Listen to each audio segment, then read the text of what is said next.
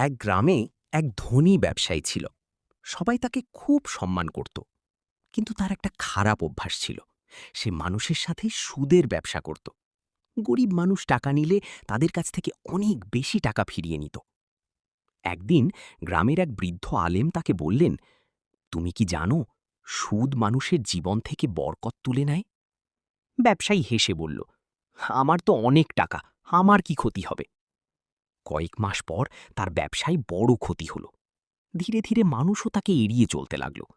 তখন সে বুঝতে পারল, হারাম পথে উপার্জনে শান্তি নেই। সে আল্লাহর কাছে তওবা করল, সুদের ব্যবসা ছেড়ে দিল এবং মানুষের উপকার করতে শুরু করল। কিছুদিন পর তার জীবনে আবার শান্তি ফিরে এলো। বন্ধুরা, আমরা এই ভিডিও থেকে এটাই শিক্ষা পেলাম যে ইসলামী সুদ হারাম। হালাল রিজিকে কম হলেও বরকত থাকে, আর হারামাই শান্তি থাকে না।